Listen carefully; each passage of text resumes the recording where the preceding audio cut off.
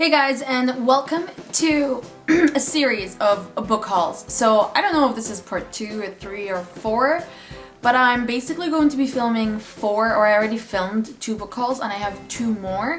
So in February I would have filmed 4 book hauls. But I mean, they're pretty much the books for the past couple of months, like a lot of months. Like you can see when was the last time I uploaded a book haul. But yes, so this specific book haul is divided into review books as well as books that I bought or books that were gifted to me. So let's get started. There are around, I think, 15 books or so. And yeah, let's get started. The first book is one that I bought ever since I read the Others series and I fell in love with that series and I wanted more adult urban fantasy, and it's Dark Fever by Karen Mary Morning. It's a Michaela Lane novel. It's a long series, I don't know, like 10-ish books. I'm not exactly sure, but everyone says that this is like crack. Once you start reading it, you just want the sequels and you just don't want to stop. So I do want to pick this up when I know I have free time and I can pick up and buy the sequels.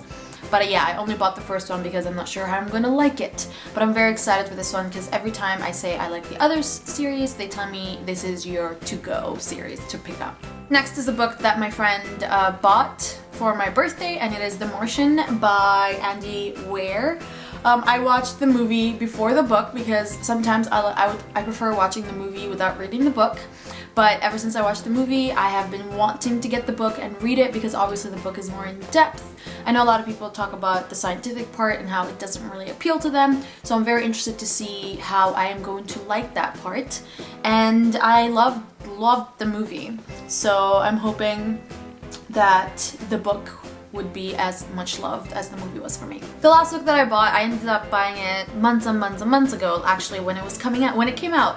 But I ended up giving it to a friend, Giselle, because she was going to her book signing. So she signed it for me, and then it took us months to meet.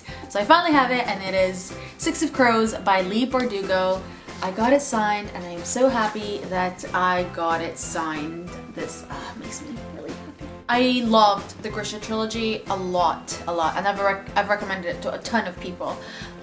While the first book was the best for me, I still highly enjoyed that whole trilogy. So to know that this book is also set in the same world, I am very excited to see what she does new to this world. Moving on to the review books. I have several review books that I've acquired from various publishers. So I'm going to section them off into different publishers. The first one is from HBG Canada, so basically Hachette Group, and I got from them The Loose End List, and it is by Carrie Firestone. This sounded like a perfect summer read, and it's set on a yacht or something like that, and then there's a whole beach and it's summer love and all that stuff. So the Summer Trilogy by Jenny Han is one of my all-time favorites, and I have several summer themed novels that I just love.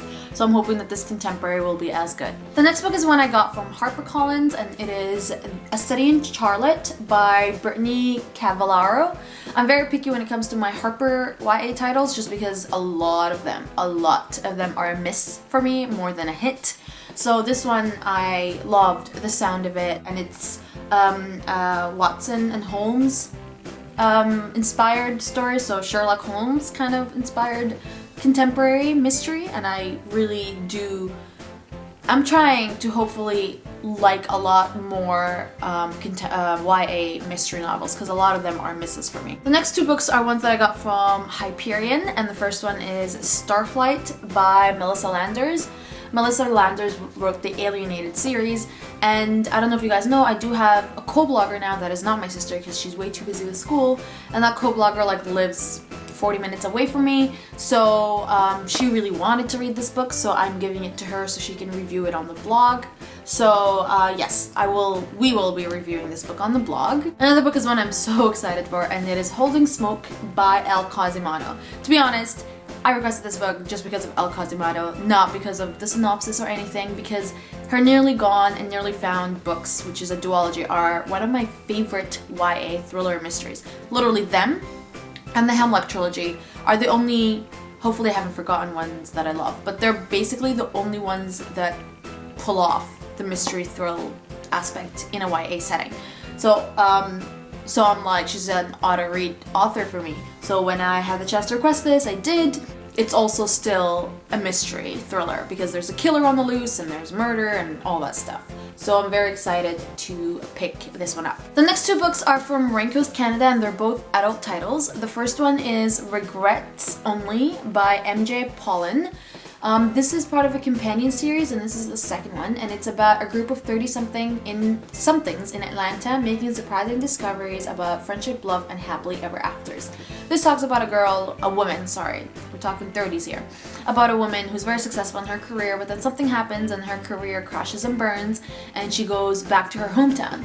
I love this whole hometown thing because obviously she meets someone there and things happen. So, MJ Pollan wrote The Marriage Pact, which is the first book in this series, if you guys do remember that book. But I'm very excited for this one. The next one is one that isn't really up my alley, but I love the sound of the synopsis and I'm always ready to expand. And it is Dear Thing by Julie Cohen. It talks about two women, both are desperate for the same baby, both in love with the same man. So we have this couple and their friend. This couple the woman cannot seem to get pregnant at all, no matter how much they tried. So the best friend volunteers to be the surrogate to their baby. So she gets pregnant and then lines start to blur. Both, obviously the one who's married to the guy loves the guy, but then the best friend also has always loved the guy, even from before. And it gets messy. It gets very, very messy. So I'm very excited to pick this one up because I love stories that are heart-wrenching like this. The next two books are from Simon & Schuster Canada. I already uploaded the video with with a review of the blogger meetup that I attended for Simon & Schuster Canada, and there was a lot of books, including these beauties right here, but I see no point in talking about them right now because I already have that video, so I will leave a link down below if you guys are interested in watching that. It's a very good book haul. I'm very excited for a lot of these titles. But I did get sent over the past couple of months 2 review books from them. The first one is Essential Maps for the Lost by Deb Caletti. I've never read a Deb Caletti book, but when I told the publicist that I am in love with The Year We Fell Apart, she told me that this one is as good and she can send me a copy if I'm interested. So even though I haven't read a Deb Caletti book, I'm like, sure, I will check it out. And it deals with themes of depression, and sometimes people want to be lost. So I'm very interested to picking this one up. The other book from Simon & Schuster Canada is Love and Gelato by Jenna Evans Welk. And it's, I think you can tell from the title, the Gelato too, that it's set in Italy. So it's about a girl who ends up spending her summer in Tuscany because that's where her mother that's her mother's dying wish, because that's where her father lives. But then she uncovers a lot of things related to her mother, and then there's a diary and she kind of lives through the diary because the diary was written while her mother was in Italy, and it sounds really, really good. So I'm very excited for this one too. The last 4 books are ones that I got from Random House Penguin. I love Random House Penguin Canada. They're fantastic. I get a lot of great books from them. The first one that I got is The Widow by Fiona Borton. This is an ultimate psychological thriller, and it's for fans of The Girl on the Train and Gone Girl. And it's an electrifying debut thriller that will take you into the dark spaces that exist between a husband and wife. I honestly haven't even read the synopsis just because I don't know. I think okay, her husband dies and there's a whole investigation surrounding that, and you don't know if she's the one who killed him or not. So that's a psychological aspect and the thriller part.